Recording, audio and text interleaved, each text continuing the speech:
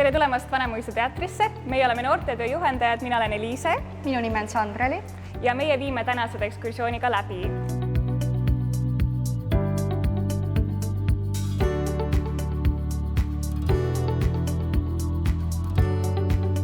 Eliise, kuidas see tavaline teatrielu lavatagune keskkond siin välja näeb, et kust näitlejad ennast valmis panevad, kus nad ootavad, et lavale minna? Tegelikult siis samas etenduse ooteruumis, et kui on ikka etendus peal, siis on siin suur sigin-sagin. Et siin saab veel viimase grimmi viimistluse, muidu meil on tegelikult ka eraldi grimmi toad, riieturid toovad kõik kostüümid artistidele ukse taha, et väga kiire on siin siis tõesti.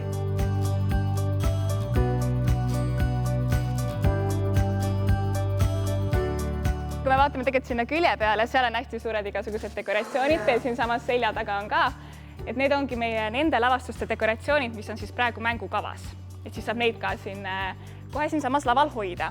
Aga kui te tulete veel natukene siia ettepoole, ärge päris selle mati peale astuge ja vaatate päris üles, siis te näete, et lavatorn on tegelikult päris kõrgel. Mis te arvate, mitmekorruseline maja mahuks ära siia lava peale, kuni lavatornini välja? 7. Päris hästi pakutud tegelikult 6 korrust, 6-korrusene maja. Lähme vaatame, kus kostüüme hoitakse.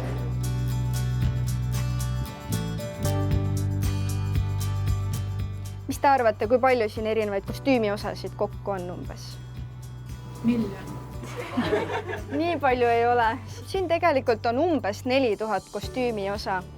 Ja kostüümi osade alla käivad igasugused peakatted, igasugused jakid, kleidid, püksid. Nagu näha, siin on väga palju erinevaid riietusesemeid. Aaron, kuule sulle küsimus, kes ma olen? Ma olen peaaegu Albert. See, kes sina olid Lottemaal. Nagu te teate, siis kõik need kostüümid, mis siin on juba oma lavaelu ära elanud. Ja selle kleidiga juhtuski niimoodi, et tehti imekaunis kleit valmis, see on nagu roosa puravitsikene. Ja siis otsustati, et see ikkagi ei lähe lavastusse. Nii et see ei ole mitte kunagi lavale jõudnud. Aga seda saab siit samas siis laenutada.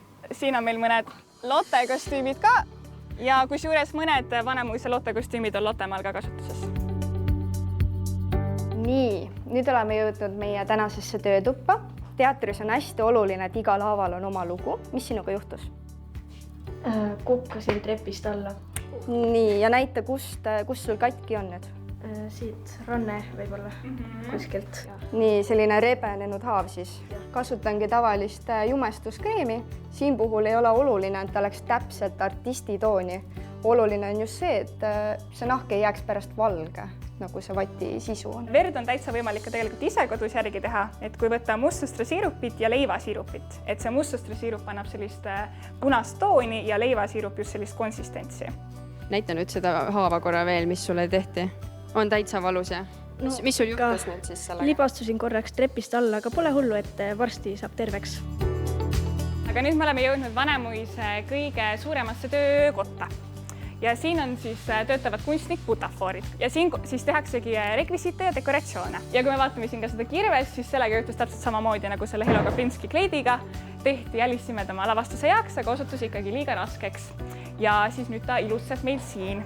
Ja kusjuures see pikk must asi, mille peal te seisate, on tegelikult lift. Nii, ja varsti on meil lavale tulemas selline lavastus nagu Elleni sekund ja nagu te näete, siis siin on ka juba makett täitsa valmis tehtud. Siin on igasugused raamaturiiulid, siis on piltidel ka neile ette näidatud, et kuidas nad siis välja võiksid näha, võib-olla meenutab kuidagi sellist vanaema raamaturiiulit klassikalist. Aga raamatud on ju üldjuhul ikkagi suhteliselt rasked. Ja kui nüüd on vaja terve see riiul panna neid raamatuid täis, siis neid raamatuid kergendatakse.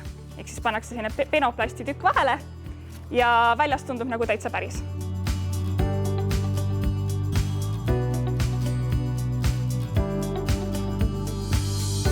Kas keegi oskab ka ära pakkuda, kelle nägu see võiks olla?